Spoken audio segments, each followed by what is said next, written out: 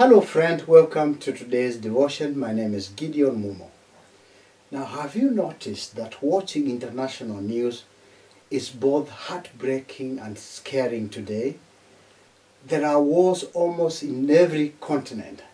Even in some countries, it's hard to tell who is fighting who. People seem to be just fighting for all manner of reasons: political power, religious dominance, economic control, and all.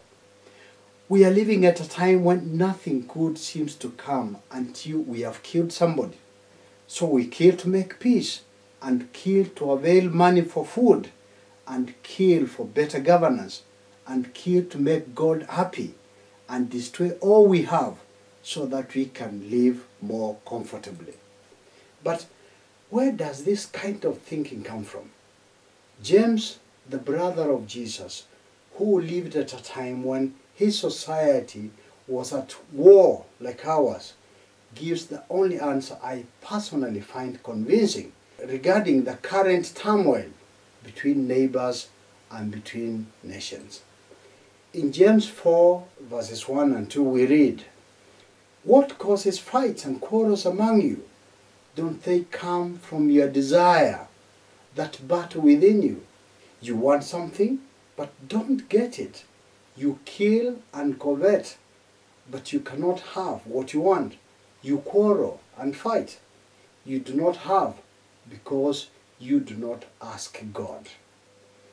According to this passage of the Bible, wars start within us before they break outside. In other words, if there were no fights within us, there would be no fighting with others. The Bible defines this infight as lust, which if unchecked will lead to envy and covetousness. And when these are not checked, we end up quarreling and killing each other. To covet is to desire what does not rightfully belong to us in a manner that we feel inclined to wrongfully take it and possess it.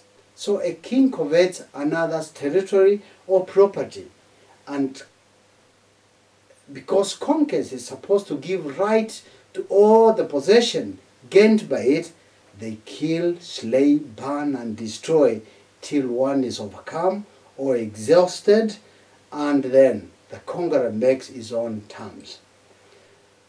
Or several neighbors fall upon one that is weak, and after beating the family unconscious, they plunder and divide among themselves the fallen neighbor's property.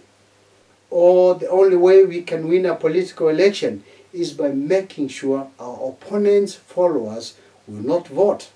So either through rumors or real fights, we scare them from the polling stations. You see, it is the same evil desire, the desire to be the most populous religion, or the ruling religion, or the most economically powerful religion that leads to religious fights. Or else, why would we kill to force people to our religion? Or kill those who live it? Or persecute those who won't follow our religious codes? It all springs from the same source: evil lusts that war inside us.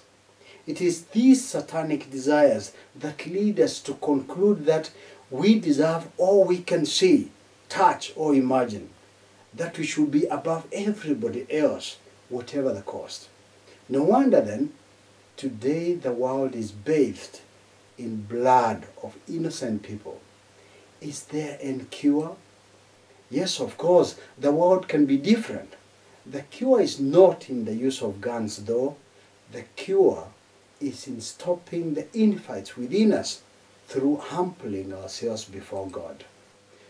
For not only will this godly humility enable us to be contented with what God has given, but it will also enable us to appreciate our neighbor and the blessings entailed to them by the same God.